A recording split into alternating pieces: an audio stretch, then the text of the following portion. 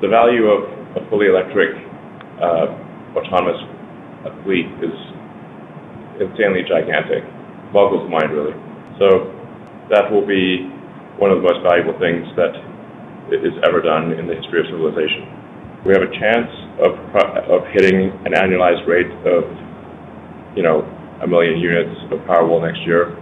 I think, we feel confident of, say at least a 50% growth year over year next year, and maybe it's 100%. Hey, I'm Steven and this is Solving the Money Problem. If you're new, welcome. If you're not, welcome back. So everybody knows that Tesla crushed their Q2 earnings, putting over $1 billion of profit in the bank for the very first time. However, Tesla's earnings call was a goldmine, full of really tangible information and lots of thoughts about the future of Tesla, including their growth rate and some key insights into the insane levels of demand, and of course, Elon Musk's belief that in the future, Tesla's autonomous electric vehicle fleet will be one of the most valuable things created in the history of civilization. So in this video, we'll look at some more of the highlights, including some updates on the 4680 cells, the Cybertruck, is it on track or is it delayed, and a bunch of other key insights that seem to have been lost in the noise after Tesla's astonishing financial results. So with that said, let's get into the video. If you love crypto, stocks, and free stuff, or just want to help out the channel, check out these great offers. BlockFi are launching the world's first Bitcoin rewards credit card. People in the US can earn 1.5% Bitcoin back on every purchase with no annual fee using the BlockFi Bitcoin rewards credit card. Check out the link in the description. And for a limited time, you can get up to $250 in crypto bonuses when funding a new account on BlockFi, where you can use cryptocurrency to earn interest, borrow cash, and buy or sell crypto. If you want your free crypto, use the link in the description. And if you'd like up to 2 free stocks, check out the link in the description to WeBull. If you open a new account, you'll get 1 free stock valued up to $300 just for opening an account. And if you make an initial deposit of $5 or more, you'll get a second free stock valued up to $2,000. Seriously. Free stocks? Yes, please. And finally, if you're in Australia, the UK, or New Zealand, you can get a free stock with stake, also linked in the description. Thanks so much for your support, guys. Let's get back to it.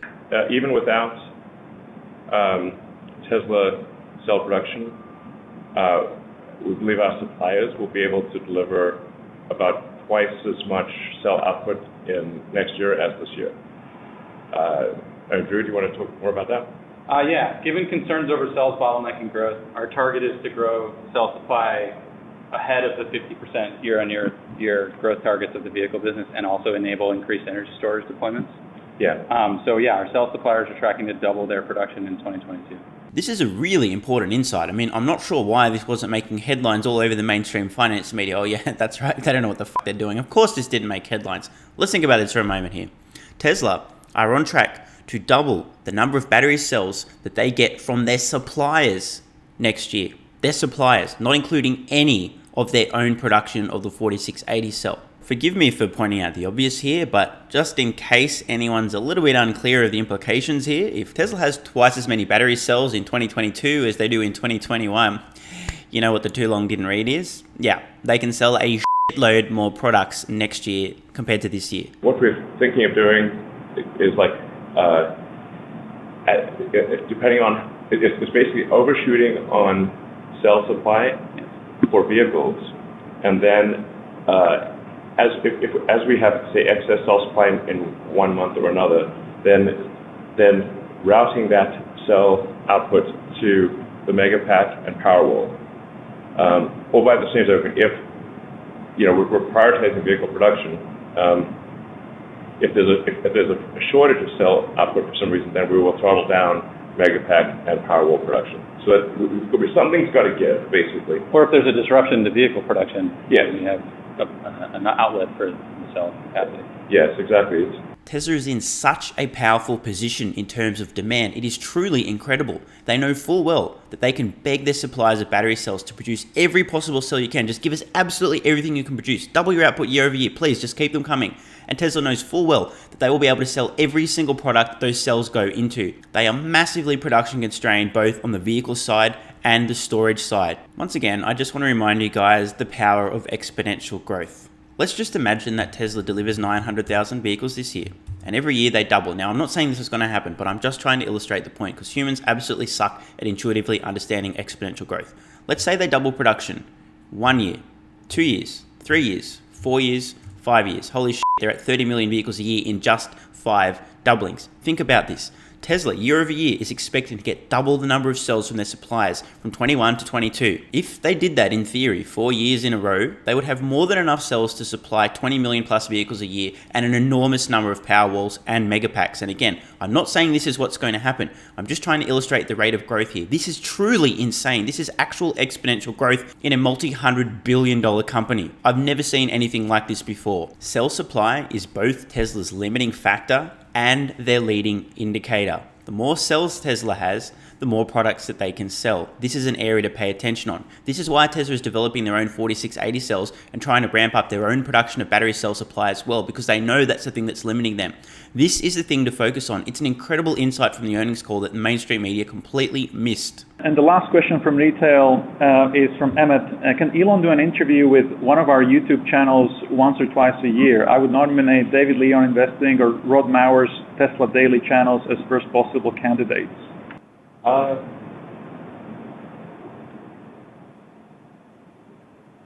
Yeah, I guess I'll do an interview.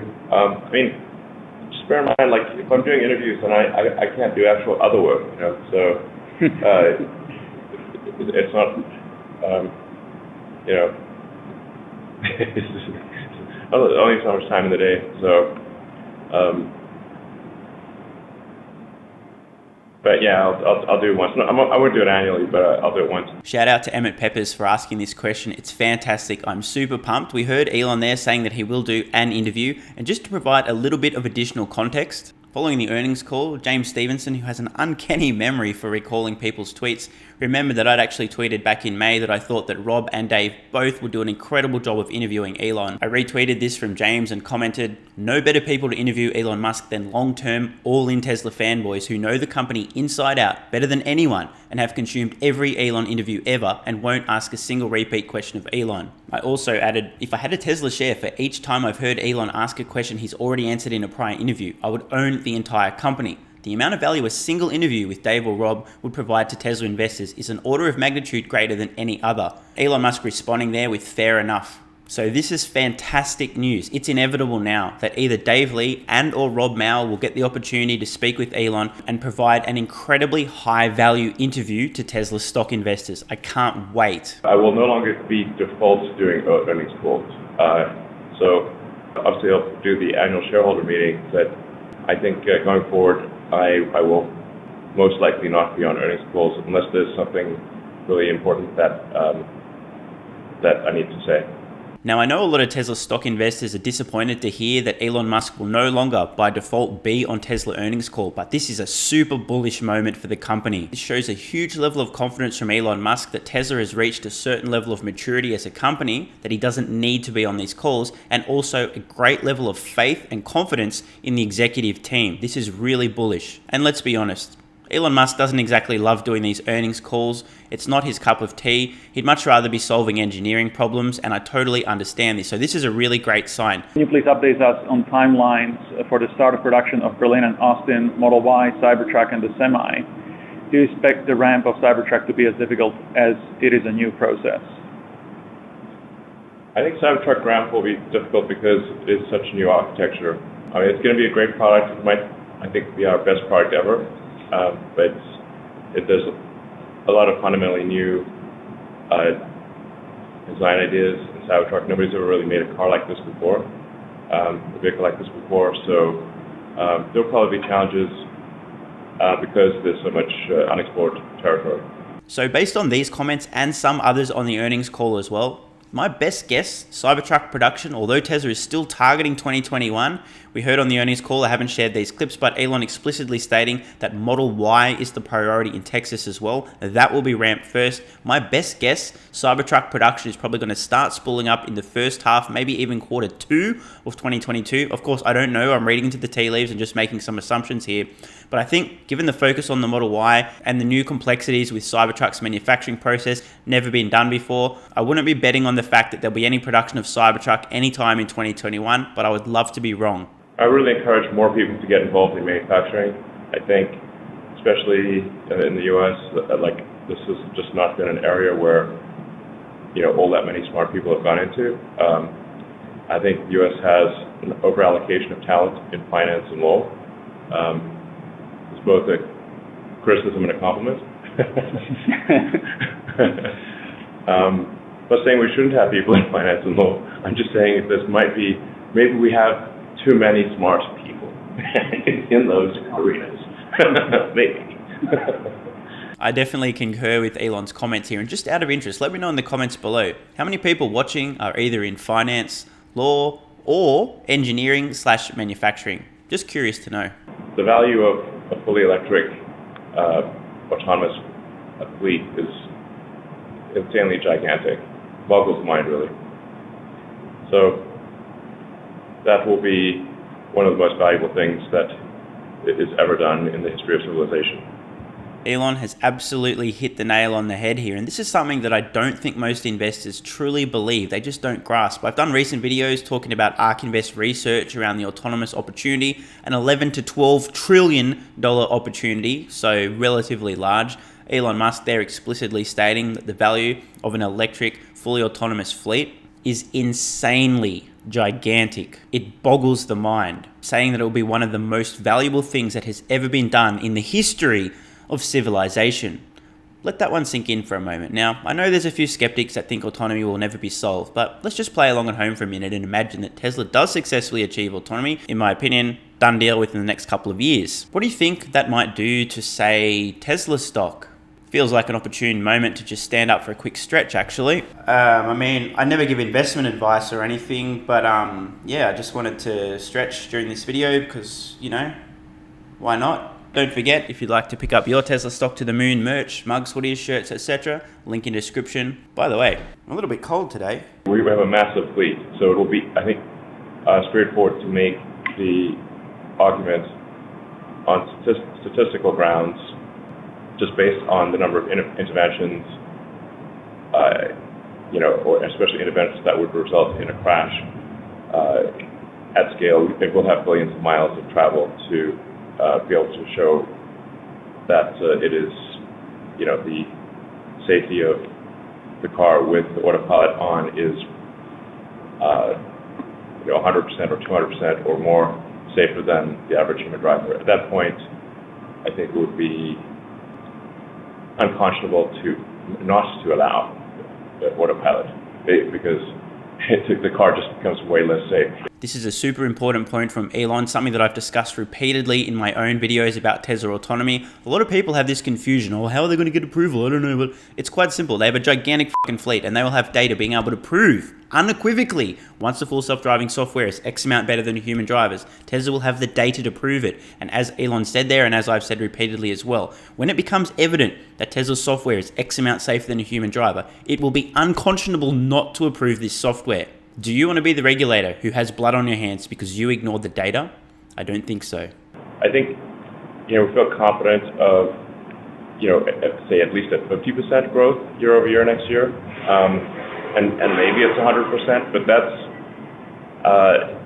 you know, you need a lot of crystal balls to figure out exactly what it's going to be. And it is literally impossible to make a specific prediction. But, you know, at least 50, maybe 100. Something like that.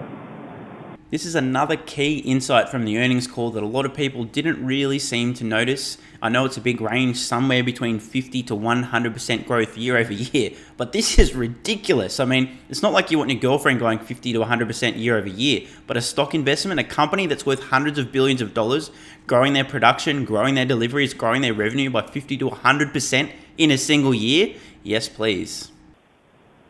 Yeah, we are in fact working with our existing suppliers to produce 4680 format cells. You know, this is just a guess right now, but you know, I see us sort of like consolidating around a 4680 nickel-based structural pack for long-range vehicles, and then not necessarily a 4680 format, but some other format for iron-based cells. Right now, we kind of have the Baskin-Robbins of batteries situation, where we have so many formats and so many chemistries that it's like we've got like 36 flavors of battery at this point. You know, this results in an engineering drag coefficient. And towards that end, we are engaging with the suppliers that we've had good partnerships with on 4680 designs to enable that simplification, and so far so good. They're working on they're bringing their core competencies to bear on that. We're not mandating like what's going on inside, but it's been a good collaboration. Now, this is something that we've known for a while, but it's good to hear this explicitly stated from Tesla. They are actually working with battery cell suppliers to get 4680 cells supplied as well. This is going to be great. As Elon was saying there, it's very complicated at the moment. They've got so many different battery cells, sizes, chemistries, etc. It's just a waste of engineering resources. Much better to just use one or two cell formats over the long term. Of course, the innards may vary from cell to cell, but the point here, effectively, the 4680 is going to become a plug-and-play cell format. Doesn't matter where the batteries are coming from, whether Tesla's producing themselves, whether it's coming from CATL, LG Chem, Panasonic, doesn't matter. They can get the cells and slot them in wherever they need to go. We have a significant unmet demand in stationary storage. Megapack is basically sold out through the end of next year, I believe. Yeah. This is a huge insight into Tesla's energy business. They have a product that's sold out until the end of 2022. And just to give you guys some context, the difference in size between the Tesla Powerwall and the Tesla Megapack, the maximum capacity of a Tesla Megapack installation is 3 gigawatt hours. Tesla Powerwall, 13.5 kilowatt hours. The difference there, 222 times. We have a massive backlog in Powerwall demand. The demand of Powerwall versus production is an insane mismatch. Now, part of that problem is also the semiconductor issue. So we use a lot of the same chips in the Powerwall as we do in the car. So it's like, which one do you want to make, cars or Powerwalls? So we need to make cars, so therefore Powerwall production has been reduced. But as that semiconductor shortage is alleviated, then we can massively ramp up Powerwall production. I think we have a chance of hitting an annualized rate of, 1 million units of Powerwall next year. But again, dependent on cell supply and semiconductors. But in terms of demand, I think there's probably demand for in excess of 1 million Powerwalls per year. And just a vast amount of megapacks for utilities. Confirmed. Tesla has truly insane demand for their vehicles, their megapacks, and their Powerwalls. Elon Musk giving a really key insight once again into the number of potential Powerwalls that Tesla could produce next year. 1 million. Let's do some quick math here. Powerwall currently selling for $10,500 per unit. Simple math there. That's over $10 billion of potential Powerwall revenue from Tesla in 2022. For context, Tesla's entire business did around $30 billion of revenue in 2020. Another way to think about this, based on the average selling price of Tesla vehicles in Q2 2021, that's equivalent of selling about an additional 250,000 vehicles. 250,000 additional vehicle sales just from potential Powerwall revenue in 2022. Tesla Energy is quickly becoming a significant part of Tesla's business. Like right now, does it make sense for somebody to do an FSD subscription? I think it's debatable, but once we have full self-driving widely deployed, then the value proposition will be clear, and at that point, I think basically everyone will use it. A rare individual who doesn't. Oh man, this is great. So first of all, props to Elon Musk for the honesty there. What other CEO on planet Earth would question the value of one of their products currently on the market? Basically the implication there, full self-driving subscription at this point in time, not super great value, but it will be once the features are released over time. It's a shame our dear friend Trevor Meltdown Milton wasn't able to out Elon in the integrity and honesty department, or he wouldn't currently be facing criminal charges of fraud. Anyway, let's not get sidetracked. The more important comment there from Elon Musk was his closing remark that he believes over the longer term it will be a rare person indeed who doesn't have the full self-driving software package. This seems self-evident, like an absolute no-brainer to me. Once Tesla has solved autonomy and you can safely get in your vehicle, tell it to take you from point A to point B, fall asleep, do work, communicate with other people, do games, do whatever, make babies, I don't even care. Once you no longer need to pay attention to the road and you can safely get in your vehicle and know that it will get you from point A to point B without any problems whatsoever, it's going to be a strange person on Earth who doesn't want that option of superhuman safety and the ability to free up their mind to do other things. If you guys didn't catch my recent video on Tesla stock in 2026, I'll put a card in the corner. Spoiler alert, around a 6x increase from where we are today to about a $4,200 per share price for Tesla stock. My assumption there, I tried to be ultra conservative Even though I said in the video I believe the take rate on full self-driving will be like 98-99%, I used a take rate of around 50% to get to that valuation. A little bit of food for thought. And I think that's a great place to wrap up this video. Hope you guys have enjoyed. And by the way, let me know in the comments below, who's pumped for an Elon Musk interview with either Dave Lee on investing and or Rob Mauer over at Tesla Daily. I can't wait. I'm Stephen Mark Ryan. This is Solving the Money Problem, and I love you all. And don't forget the BlockFi Bitcoin Rewards credit card, where you can earn 1.5% Bitcoin back on every purchase. There's a link in the description. You can also earn up to $250 in crypto bonuses when funding a new account on BlockFi, also linked below. And finally, don't forget your free stocks with WeBull and Stake, also linked in the description. These great offers also help out the channel. Thanks so much for watching. Let me know your thoughts in the comments below. And of course, if you have any ideas for future videos, let me know. I read all your comments. P.S. If you're still watching, you're awesome. If you'd like early access, exclusive videos, regular Q&As, our private Discord server and more, consider supporting the channel at patreon.com/solvingthemoneyproblem so I can keep creating content for you guys. There's a link in the description. You can now also become a member of the channel for some exclusive perks. To learn more, click the join button next to subscribe. And don't forget to check out our merch store. Either way, the best form of support is you being here and watching, so thanks again.